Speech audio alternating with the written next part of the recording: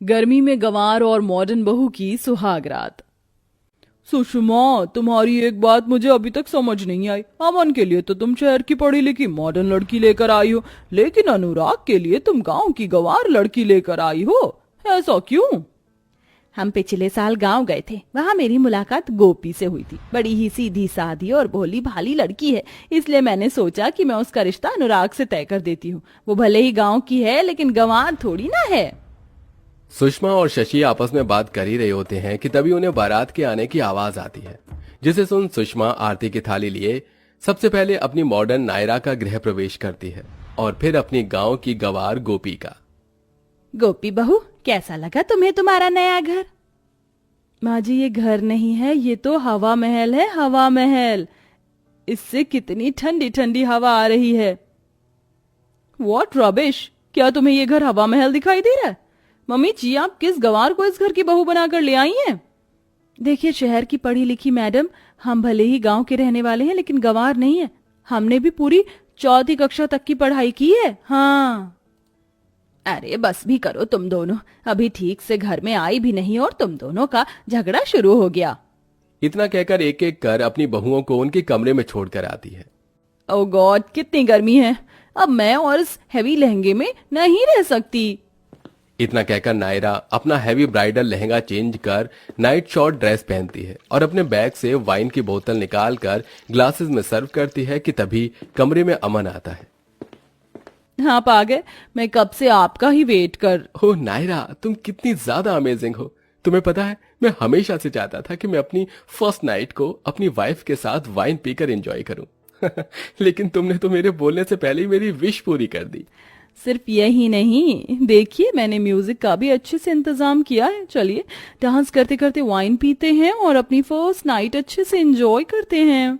जहां एक तरफ मॉडर्न बहू मॉडर्न तरीके से अपनी अपनी फर्स्ट नाइट एंजॉय करती है, वहीं दूसरी तरफ मोरी मैया, कितनी गर्मी है, गला सूख रहा है। कमरे में बैठी गोपी गर्मी और प्यास की वजह से परेशान हो रही थी कि तभी गोपी की नजर बेड के साइड पर रखे मिनी फ्रिज पर जाती है। ये क्या है? ये तो किसी डब्बे जैसा लग रहा है। गोपी जैसे ही मिनी फ्रिज को खोलती है तो उसके अंदर से आ रही ठंडी हवा और लाइट को देखकर डर जाती है। हाय रे दैया, ये क्या बवाल है! राम राम, लगता है कोई भूत है। बापू कहते थे जहाँ कहीं भी चुड़ैल भूत होता है वो जगह बहुत ठंडी होती है।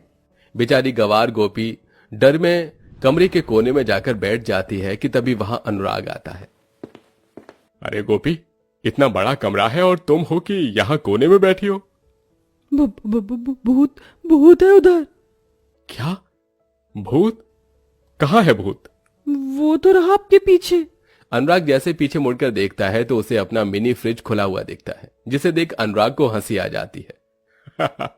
अरे गोपी, वो कोई भूत भूत नहीं है, बल्कि मिनी फ्रिज है। जैसे किचन में रखने के लिए बड़े फ्रिज होते हैं ना, वैसे ही रूम के लिए मिनी फ्रिज होते हैं। क्या? तुम भी ना गोपी, चलो अब तुम जाकर अपने कपड़े चेंज कर लो। अनुराग की बातें सुन गोपी जैसे ही बाथरूम के अंदर कपड़े चेंज करने के लिए जाती है। हाय रे दैया, ये क्या! मुझे तो लगता था कि हमारे गांव में ही नदी तालाब होते, लेकिन यहाँ तो शहर के अंदर भी नदी है। लेकिन ये थोड़ी अजीब है। बहुत गर्मी लग रही है, काम करती हूँ, नदी के अंदर जाकर थोड़ी गर्मी दूर कर लेती हूँ।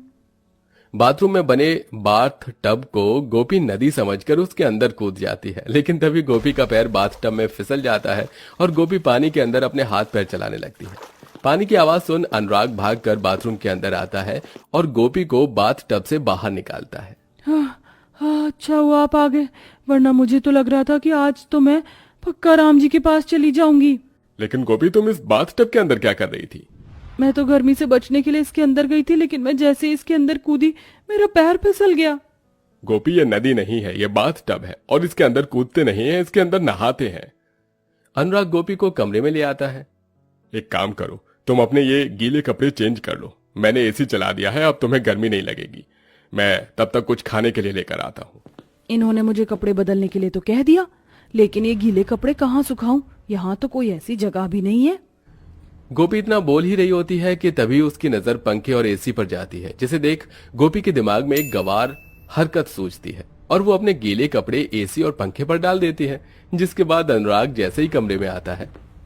अरे भगवान, ये गोपी, क्या तुमने गीले कपड़े एसी और पंखे पर क्यों डाल दिए? इनके अंदर से ठंडी ठंडी हवा आ रही थी तो सोचा इन पर कपड़े डाल देती हूँ, थोड़ी देर में मेरे सारे कपड़े सूख जाएंगे। अरे गवार गोपी, तुम्हारी कपड़े सूखे न सूखे पर मेरा एसी और पंखा तो खराब हो गया है तुम्हारे गीले कपड़ों की वजह से। अब हम रात में सोएंगे कैसे? अनुराग को गर्मी लगना शुरू हो जाती है, जिसके चलते अनुराग गर्मी में ठीक से सो नहीं पाता। अरे मैं आपसे कह रही हूँ, आप इस खिड़की के पास आ जाइए और यहाँ सो जाइए। देखिए ये कितनी ठंडी ठंडी हवा आ रही है। मुंह बंद करो तुम अपना, वरना इस खिड़की से उठाकर तुम्हें बाहर कर दूंगा। ऐसी सुहागरात पूरी दुनिया में किसी की नहीं बनी होगी जैसी मेरी बनी है। गर्मी की वजह से अनुराग रात भर नहीं सो पाता और ऐसे ही सुबह हो जाती है। ये क्या अनुराग, तेरी आंखें इतनी सूजी हुई क्यों लग रही हैं? नहीं माँ, बस वो शादी की थकान ठीक से नहीं उतरी है। नायरा, गोपी बहू, एक काम करो, तुम दोनों जाकर मैंगो शेक बनाकर ले आओ। गर्मी का मौसम है, मैंगो शेक पीकर ही अब राहत मिलेगी। सुषमा की बात सुन नायरा और गोपी किचन में जाती हैं और नायरा मैंगो शेक बनाने लगती है। गोपी, मैंने मैंगो शेक बना दिया, एक काम करो, तुम फ्रिज खोलकर इन सभी ग्लासेस में बर्फ डाल दो, मैं अभी आती हूँ। नायरा की बात सुन गोपी जैसे ही फ्रिज खोलकर बर्फ निकालती है। ये बर्फ के टुकड़े तो कितने ठंडे ठंडे हैं, अगर ये बर्फ के टुकड़े मैंने कपड़े के अंदर डाल दिए तो मुझे बिल्कुल भी गर्मी नहीं लगेगी। गोपी उन बर्फ के टुकड़ों को ब्लाउज और साड़ी के अंदर डाल देती है और बाकी बचे बर्फ के टुकड़ों को मैंगो शेक में डालकर बाहर ले आती है। बर्फ की वजह से गोपी के कपड़े गीले होने लगे थे, जिसे देख सुषमा कहती है, ये क्या गोपी बहू, तेरे कपड़े गीले क्यों हो रहे हैं? इनके अंदर से तो पानी भी टपक रहा है। माँ जी, मैंने अपने कपड़ों के अंदर बर्फ के टुकड़े डाल दिए थे, बहुत अच्छा लग रहा है, बिल्कुल गर्मी नहीं लग रही है। क्या कहा तुमने?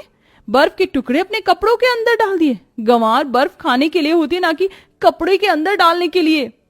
हाँ गोपी बहू, हम तो घर वाले हैं, अगर कोई बाहर वाला तुझे ऐसी हरकत करता देख लेगा तो हमारे घर की क्या इज्जत रह जाएगी।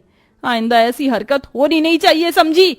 शादी के बाद गोपी अपने ससुराल की सारी जिम्मेदारियों को अच्छे से संभालती है, अपनी सास की खूब सेवा करती है, लेकिन गर्मी से बचने के लिए अपनी गंवार हरकतों को करना बंद नहीं करती। मेरी बगिया के पौधे फूल कैसे खुश हो रहे हैं इतनी गर्मी में ठंडा पानी पीकर। आज तो मैं तुम्हें जी भरकर ठंडा पानी दूंगी। वैसे इन्हें पानी दे देकर मेरे पसीने छूट गए। एक काम करती हूँ, थोड़ा सा पानी अपने ऊपर भी डाल देती हूँ। गर्मी से परेशान होकर गोपी अब पाइप का सारा पानी खुद पर डालने लगती है।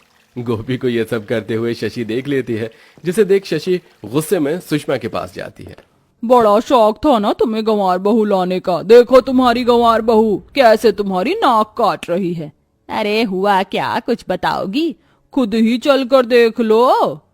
सुषमा शशि और बाकी परिवार वालों के साथ जैसे ही गार्डन में जाती है तो देखती है कि उसकी गंवार बहू कैसे पाइप से गार्डन में खड़ी होकर नहा रही है और आसपास मौजूद सभी पड़ोस वाले उसे देखकर हंस रहे हैं। ये सब देख सुषमा को बहुत गुस्सा आता है और वो गोपी के पास जाकर उससे पाइप छीनकर जमीन पर फेंक देती है।